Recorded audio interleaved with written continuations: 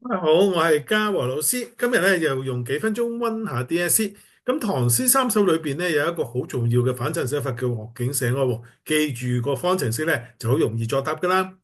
嗱咩呢個咧出於王夫之啊，佢嘅《姜州笑話》裏邊講啊，以樂景寫哀，以哀景寫樂咧一倍增突顯啊嗰個哀樂嘅效果嘅喎。嗱，所以咧，我哋咧譬如好熟記月下獨酌啦，係嘛？花間一壺酒，一路到去行樂出入春，都係啲好靚係嘛？有花有月，都係美好嘅事物嚟嘅喎，係嘛？最後講到咧，即係又同歌我哥同佢與日徘徊啊，我妹我就同佢跳舞，係好開心啊！照計係好靚嘅景，但係點解用咁靚嘅景寫愛情咧？咁如果我哋其實呢個其實考試成日遇到嘅，咁我哋又點作答啊？有個方程式好容易記嘅啫喎。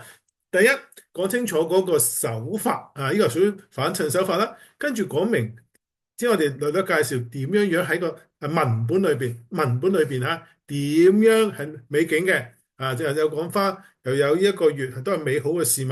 啊，咁靚嘅嘢，但係自己心情最抑鬱啊，襯托咗嗰啲係一種悲情，而最後要講出效果啦。係嘛？更加咧強調，用咗強調咧，詩人李白深沉嗰種咧寂寞孤單嘅感覺。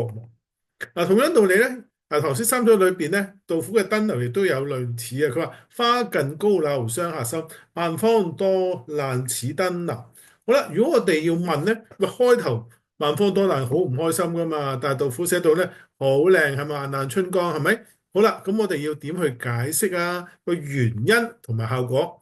好啦，咁又係記住方程式喎，係嘛？講明先，佢屬於反襯嘅。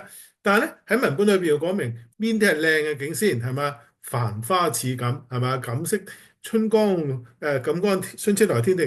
嗱，呢度呢個景帶嚟應該係賞心悅目嘅。但係嗱，記住有轉折嘅喎，係嘛？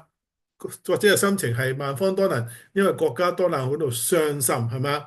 喜悅同傷心。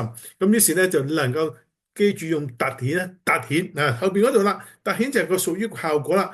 有靚嘅花啊，萬難春光，但係同國家啱啱嘅災難成一個強烈嘅對照，0.5分啦。咁最緊要個效果，記住突顯咧嗰種傷心咧，就容易攞到高分啦。